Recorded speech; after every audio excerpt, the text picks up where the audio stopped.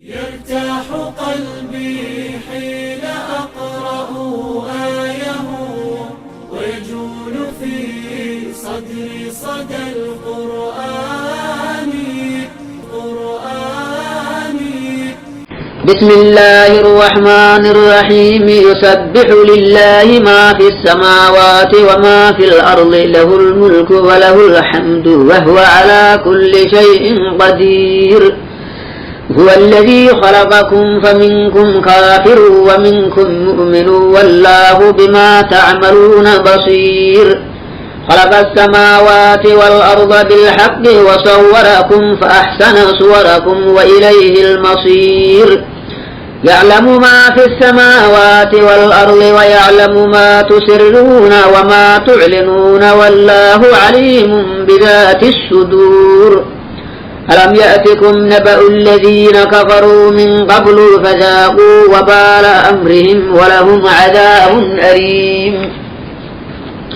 ذلك بأنه كانت تأتيهم رسلهم بالبينات فقالوا أبشر يهدوننا فكفروا وتولوا واستغنى الله والله غني حميد. زعم الذين كفروا أن لن يبعثوا قل بلى وربي لتبعثن ثم لتنبؤن بما عملتم وذلك على الله يسير. فآمنوا بالله ورسوله والنور الذي أنزلنا والله بما تعملون خبير. يوم يجمعكم ليوم الجمع ذلك يوم التغابن ومن يؤمن بالله ويعمل صالحا يكفر عنه سيئاته ويدخله جنات تجري من تحتها الأنهار خالدين فيها أبدا. ذلك الفوز العظيم.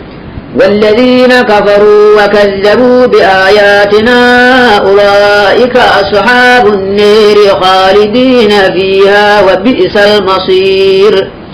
ما أصاب من مصيبة إلا بإذن الله ومن يؤمن بالله يهد قلبه والله بكل شيء عليم. وأطيعوا الله وأطيعوا الرسول فإن توليتم فإنما على رسولنا البلاغ المبين. الله لا إله إلا هو وعلى الله فليتوكل المؤمنون. يا أيها الذين آمنوا إن من أزواجكم وأولادكم عدوا لكم فاحذروهم وإن تعفوا وتصفحوا وتغفروا فإن الله غفور رحيم. إنما أموالكم وأولادكم فتنة والله عنده أجر عظيم. فاتقوا الله ما استطعتم واسمعوا وأطيعوا وأنفقوا خيرا لأنفسكم ومن يوق شح نفسه فأولئك هم المفلحون. إن تقرضوا الله قرضا حسنا يضاعفه لكم ويغفر لكم والله شكور حليم. عالم الغيب والشهادة العزيز الحكيم.